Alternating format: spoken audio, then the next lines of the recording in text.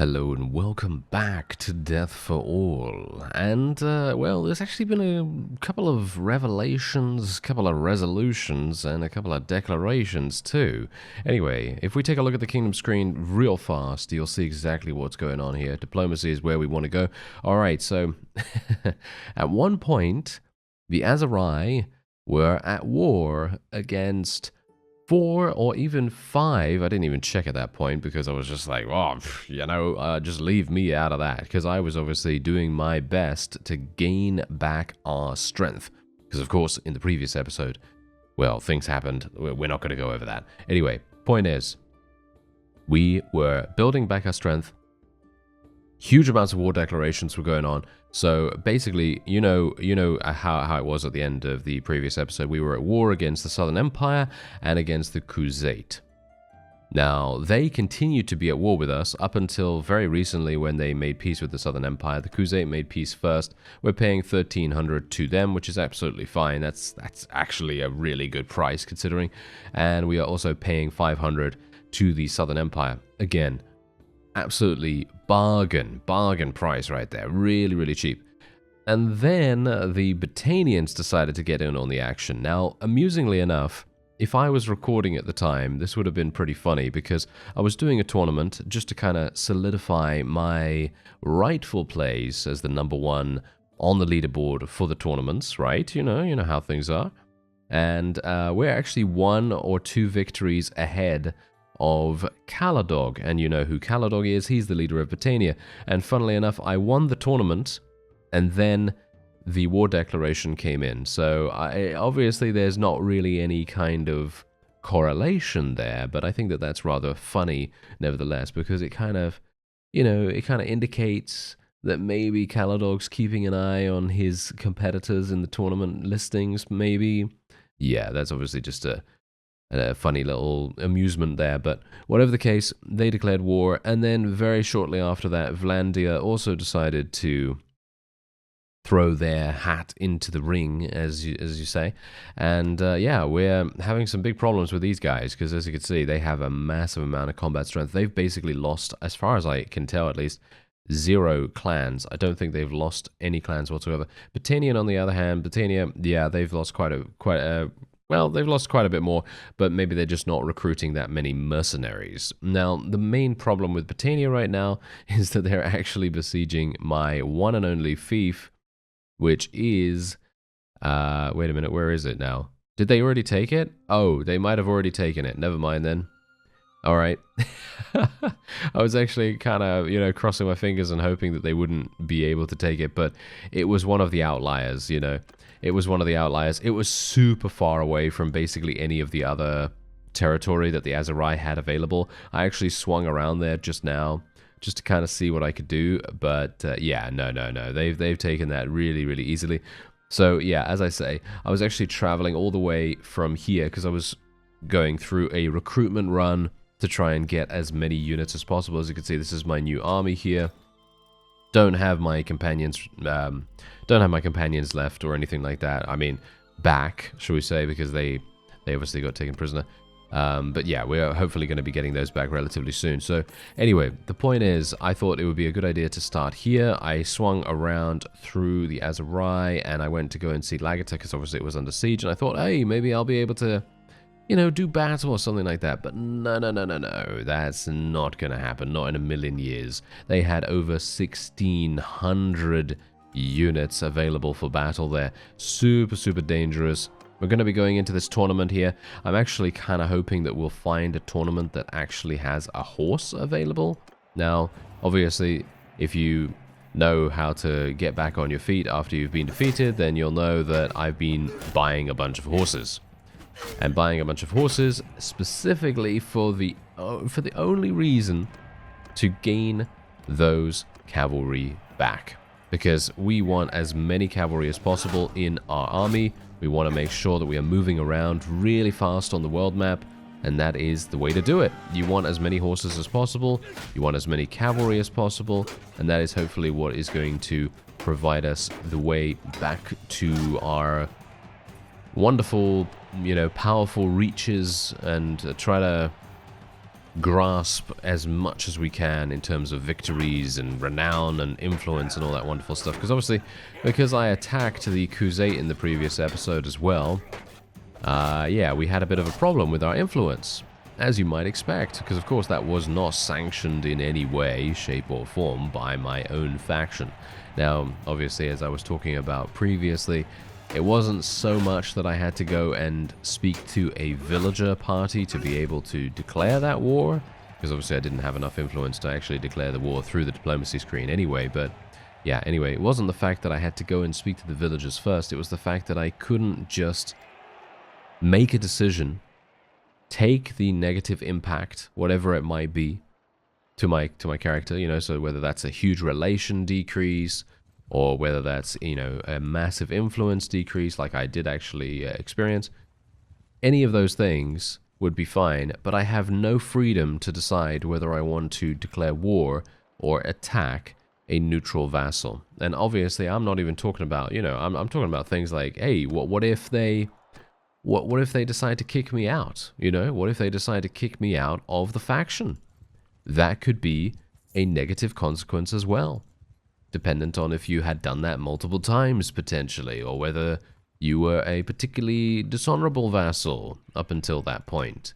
Those are the kinds of things I was thinking of in regards to my comments in the previous episode, you know, because obviously I was talking about the fact that we just cannot attack the vassal straight away. But that's the point. It wasn't the fact that we had to attack the vassal or had to attack the villager or whatever like that, but we had no option to actually attack the vassal. It was just, well, it was just not allowing me to. That was basically the entire point that I was trying to make. Hopefully that's a little bit clearer now, because I was obviously doing a really bad job of explaining my thought process regarding that whole thing, because numerous people said stuff about it. So I just wanted to kind of clarify that I'm not opposed to negative consequences or anything like that. I think having negative consequences is exactly what you want in that kind of situation, because let's face it, in a real life situation, if you were to be someone that, you know, wants to declare war against a bunch of people, and you're doing that against your superior's orders or against your liege, then you're probably not going to survive very long. You're probably going to get assassinated or something like that. You know what I mean? So yeah, having that kind of thing happen would probably be pretty cool, actually. You know, maybe your liege expels you from vassalage and then sends a bunch of assassins after you for causing war in the region. You know, I think that kind of thing could be pretty cool. You know, like kind of like a diplomatic incident of some kind. That would be a fun thing to do. I mean, obviously not so fun in a real life situation, but definitely fun in a gameplay situation. So yeah, that's kind of what I was getting at there. Hopefully that's a little bit clearer now, but if it's not, then just know that I don't really care about it that much. I just wanted to kind of explain it a little bit. It's just, never mind. Anyway, the point is, basically this is what I've been doing. I've just been trying to recruit as many units as I can get my hands on, just generally trying to get as many noble units as possible, going and buying horses as well. As you might imagine, I am now much less in my coin purse. I don't have a lot of those anymore. I don't have a lot of coins, which is really sad, to be honest, but kind of necessary, you know, kind of necessary, because horses are extremely important, because I've got people that need to level up. I've obviously got noble units as well, so I need war mounts to be able to do that too. And as you can see, what I'm actually doing is I'm leveling my Azerai recruits into Azerai Mamluk soldiers, and then they are becoming Azerai Mamluk regulars, cavalry, and then heavy cavalry eventually. So that's generally what I'm trying to do there, and I just leveled those guys up into the wrong thing. Ah, yes, what a wonderful situation. Yes, that's great. Oh well, never mind. It doesn't really matter too much.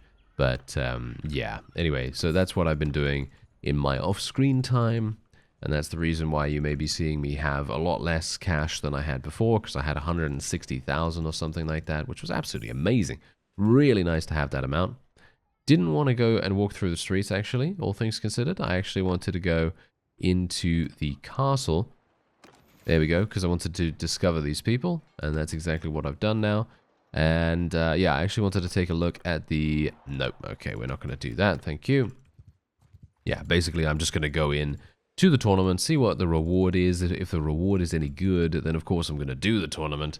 But if the reward is meh or kind of mediocre or whatever, then I'm not going to do that. So yeah, that's absolutely fine. Otherwise, here we go. All right, so do I need... Wait a minute, let me actually just have a quick look here. What do I actually need to level these guys up? Do I not have war mounts anymore? I don't think I have any war mounts anymore, which is really, really bad. Yeah, I don't have any more. So I'm going to have to obviously do that, but I believe there... Aha, yes, there is actually a thing going on here. The Vlandians are attempting to do something. Okay, so... Vote for the new No, we're not going to be doing that. All right, so let's actually just wait a look-see here, because we got Unkid coming over, and we got another army here from Saruk, and maybe what we're going to be able to do is enter an actual massive battle. This could be really, really good. Okay, are you going to go in? Are you going to go? Maybe they're waiting. They're going to wait. They're going to wait, I think. Oh yeah. So one other thing.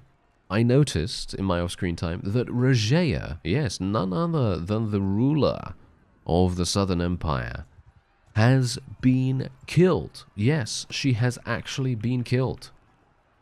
Very surprised to see that, to be honest. But yes, indeed, she is no more, and I'm actually not entirely sure how the Southern Empire is doing, to be honest. I should really check them out relatively soon, see what's going on with all their vassal populations and things, make sure that we know exactly what's going on with our opponents, because obviously they're not at war against us right now, but in the future it would probably be a good idea just to make sure that we know what's what with them, because we don't want to be in a situation where we kind of go, oh, the Southern Empire declared war against us? Oh, I don't even know, what their strength is like. I don't know anything about them. So yeah, that it's not the best idea, is it? Anyway, my allies' cavalry are just charging in there. That is not the best idea, gotta say that. It's a bit dark as well. I've got to apologize for that. I actually thought I was heading in here in the appropriate time. Seems like it very much depends on if we are in the I don't know. We're turning towards the sun, I suppose. That might be the different lighting that we're having going on here. A bit weird. Okay, well, whatever the case, I think we're going to be fine. We're outnumbering the opponent dramatically. I'm doing damage, but I'm not actually dealing that much. Look at this. I'm not even... Wow. I'm actually kind of surprised that I'm not able to eliminate enemies in one hit. I have pretty significant speed bonuses here, but apparently that is not enough. Very strange. I definitely would have expected much more damage from this. But let's just try and... eliminate a couple of the enemy's cavalry, or not, as the case may be. Yes, that happens quite often, doesn't it? Yes, but yeah, anyway, the greatest way that I have found, at least, to be able to level up some of your troops, or some of my troops in this specific case, is literally just by going into auto-resolves. Yeah, that's actually what I've done. I've just gone into auto-resolves against caravans, against looters, against desert bandits, all that wonderful stuff. Basically just going in against those kinds of enemy parties has made a significant difference to the speed at which we are able to level up our forces. And that's actually something that I'm not sure, is that talked about enough? I don't know. Do I talk about that enough? Maybe. I mean, generally I do get myself eliminated quite often. But maybe I don't talk about the recovery process that much. I know I've shown it a couple of times, maybe in the past. But if you're wondering, or if you have issues with it, then, by all means, just take from me.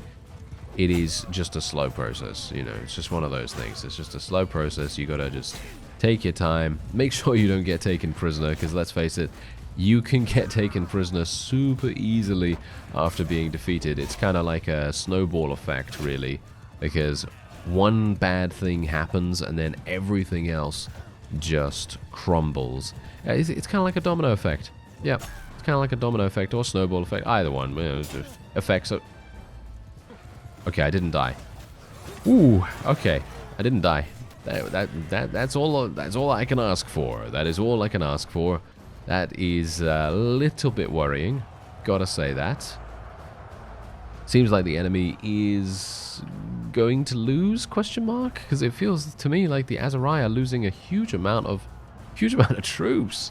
I'm actually kind of surprised. I would have expected them to win this dramatically, but apparently not. Anyway, a bunch of vassals being killed now. I don't see any deaths, actually, surprisingly enough. That's another weird thing going on there, but it seems like Pelisaur's getting pretty lucky, gotta say that, though. Because obviously our first character in this series, we had some pretty bad luck. Because I think, was it my first death, actually? No, I think it was my second death. Yeah, I think it was my second death where we actually had, you know, second death, no. I think it was my, well, yes, second death, you know what I mean? Like, my character reaching 0 HP. That's what's going on there.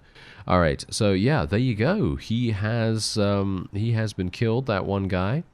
And we can now, I'm just going to go for an auto-resolve. Why not? Just going for the auto-resolve here, just to get a little bit more influence, a little bit more renown. Try to recover a little bit the amount of influence that I lost. Because, of course, right now, I cannot spend any influence to level up my charm. Which actually isn't even that bad. And by the way, this guy actually died while I was talking, while the end battle screen was up. Yeah, he actually died. I think he killed himself, actually. I think he fell off. Did he fall? I seem to recall, I seem to remember seeing that in the top right of the screen, that he literally fell from somewhere, and it said that Kaban had killed Kaban, which I think is hilarious. I mean, it's obviously not, I mean, the subject matter is obviously not hilarious, but the fact that he literally had that happen, where he probably fell off a long cliff or something like that, right? A steep cliff or something. I can only assume that to be the case, which is very amusing in itself. But there you go. Very, very weird that that actually happened, because the AI is usually not terrible at that. They're usually pretty, you know, they're usually pretty decent at making sure that they don't run off cliffs and get themselves killed, but apparently he decided to do that. Very strange. Anyway, we were able to achieve victory, and we didn't end up losing anyone, I don't think. Is Kaban one of ours? Oh, he is. Okay, well, that's actually bad. Yes, that is actually pretty bad. Oh, no. Alright, well, can't do much about that now, unfortunately. I should have exited the battle just that little bit quicker then, I suppose. That probably would have made more sense, but oh well, never mind. Can't do much about it. Anyway. Yeah, that's actually something that I think is extremely interesting about this particular series and this particular mod in, you know, in particular, because it actually does affect the way that the factions fight. And you may not think so, but yeah, I believe it does, because when enemies lose combat strength, of course, they're going to be taking a little bit extra time to recuperate. They're going to take a little bit more time in deciding whether they want to do this specific action. And I'm talking obviously about, you know, if they decide to declare war, if they decide to besiege this one thing, you know, all that stuff. And that is really impactful on a much wider scale than you might expect, because obviously, in many cases, if you're playing without the Death for All mod, you're not really going to have too many problems, and your enemies are also not going to have too many problems. They're going to be like, oh yeah, we can attack these guys, no problem. You know, we can attack them, no consequences whatsoever. But we do have consequences now, which I think is fantastic. That's the reason why I was actually talking about that whole thing with being able to attack the vassals. You know, if we were able to attack vassals at any time with some kind of repercussion for our action, then I think that would be pretty cool. That would be pretty nice, because we have the freedom to be able to choose to do that. And I think choosing is the biggest factor here, you know, being able to choose as the player to do whatever we want to do and then suffer the consequences of that action, whether there are any to begin with, that is, then I think that's really good. I think that's fantastic. Any single time we can get that in games, I love that, especially with RPGs. Because imagine, you know, a game like, just off the top of my head here, Soren's rejoined us as well, which is really nice. And I actually need to buy some food. So I'm probably going to end up going over to this village here. But yeah, that gives me a good opportunity to mention Fallout New Vegas, for example. Because Fallout New Vegas is one of those games that I absolutely adore. I love it. It is one of my favorite RPGs ever. And You know the reason why it's my favorite? Because you can choose to do so many different things. Sometimes, of course, you can't. You know, sometimes there's only one possible solution to a particular quest, but most of the time, it's multiple choice. It's multiple choice in a lot of different cases, and it fundamentally changes how the game plays, which, in my opinion, is one of those things that I just love. I love that about RPGs. That's the reason why I have been consistently saying over the course of my time playing Bannerlord, and indeed Warband as well, actually, that I'd love to see more RPG-related mechanics in the game. And so that means, what does that mean? That means having additional choices in regards to quests. That's the reason why I was talking about that whole thing beforehand when we had that that herding quest, because I had that herding quest to take some hogs or something like that over to Kuyaz or over to somewhere, and I lost a bunch because we didn't have enough food. We didn't have enough food to be able to sustain our troops, and they actually ended up eating some of the hogs. And obviously that's not very good. That's very unprofessional of a caravan master or whatever kind of role we were playing. And well, when we got to our destination, what did he say? He just said, "No, you don't have my hogs. Well, either I mean, it basically gave me one option, and the option was, I'm gonna take your hogs. Goodbye." And that was it. It didn't give me anything else. And that really made me very sad, because I thought to myself, what? That's it? That's the only thing that they give me as a repercussion for this? They don't allow me to pay the difference. They don't allow me to say, I'll go and get your hogs and I'll get some extras for you, or anything like that. They don't say anything along those lines, which is really sad, because I think that having additional options is really, really fun. Having the ability to choose. For example, Fallout New Vegas, it's an old enough game now. I'm gonna spoil slightly. This is only very, very early, right? Very early in the game. When you first start off in Good Springs, and you're basically put into a situation where you're in the middle between two factions. You're in the middle between the Good Spring villagers and the powder gangers, and you have to decide. You basically have to decide, what am I going to do about this? What am I going to do? Am I going to help the powder gangers to take over the town, because I'm some kind of lawless criminal or whatever, or am I going to help the Good Spring villagers?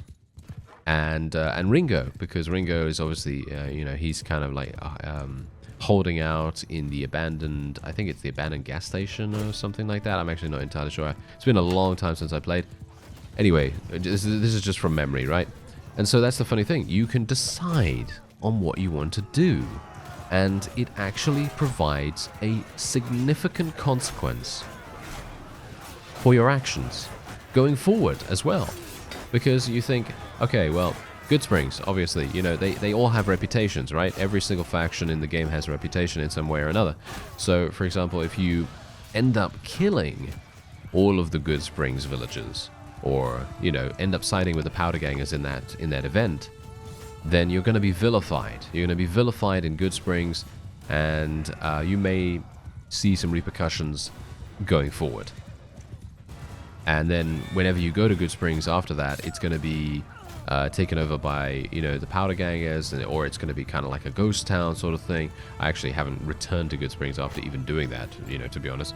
But the fact remains that you can decide on how you want to align yourself. And it's the same thing later down the line where you have to, you meet the owner of the strip. Again, I'm not going to spoil in case you haven't actually played it, even though it is literally, I think it's like 13 years old. Is it actually 13 years old? Really? Did it come out in 2010? I think it came out in 2010. I'm not entirely sure.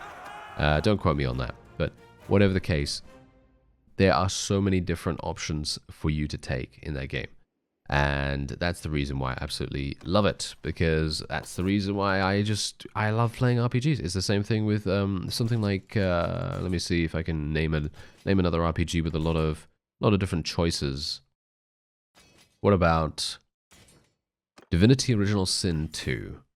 Divinity Original Sin 2 is literally one of the best RPGs ever as well. I absolutely love that game too. I played it all the way through to completion one time. It's a very long game, so obviously you can only, you can probably play it once if you have time.